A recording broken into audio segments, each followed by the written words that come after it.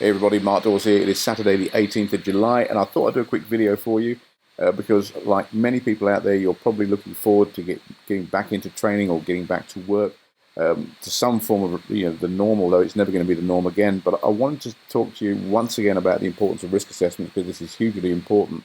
Now you probably saw that I posted this on social media the other day. It's where there's been an outbreak of coronavirus at the Hillingdon Hospital in West London. I actually used to live not far from there myself.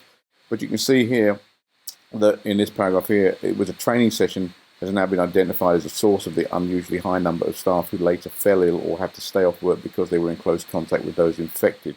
And it says here, hospital sources say that not everyone who attended wore a mask or stayed 2 meters apart, and that social distancing broke down to a significant extent during the lunch break. So this has caused over 70 people to be infected, as a result of this. That's what the paper is alleging. Now, I've been trying to help as many of you as I can with regard to putting information out there on risk assessments, and I was trying to help an organisation the other day, and I was talking to them about the importance of the person doing the risk assessment being competent. I said you need to be qualified, but more importantly, competent, and they weren't really receptive to the information. And as you can see here, they said, thank you for your email and for Mark's input on Saturday. As promised, I've taken further advice and will be preparing a short paper which can be shared with churches, especially those who are represented on Saturday's meeting. And it says here, on the question about who is a competent person, the government's guidelines that you refer to say this: qualification training. It is not usually essential for them to have formal qualifications, and they're not required by law to have formal training, although it can help. Now, the reason this person is saying this is because they said that any reasonable person can do a risk assessment. But we're dealing with a situation now, we're dealing with an environment, with a virus that's potentially life-threatening. And you can't just have someone go and do a risk assessment, send them some documents and say, go do the risk assessment, it'll be okay, as this person found out. This was sent to me by a really nice guy called Nick. He's doing a knee wash course at the moment, and this was on the 30th of June this year in the HSC website. Consultant fined for providing incompetent health and safety advice. And it says here, a self-employed consultant was fined for breach of legislation for providing health and safety advice on technical and complex matters while not being qualified to advise his clients.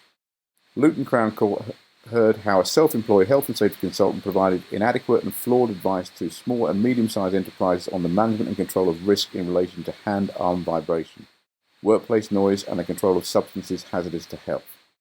And if you read it all through, it basically says that this person was brought in to do the risk assessment, but he wasn't competent to advise on what he was risk assessing. And it says in this chapter down here, where health and safety consultants are found to be in breach of legislation, HSE will hold persons to account for their failings. We are now coming out probably of this pandemic, or planning to come out of the pandemic is more probably the right thing to say, but we need to plan it properly, and your risk assessments have got to be done by a competent person. So I got very concerned when I saw this email, particularly on the point that they were saying, well, it could just be a reasonable person. It can't be a reasonable person.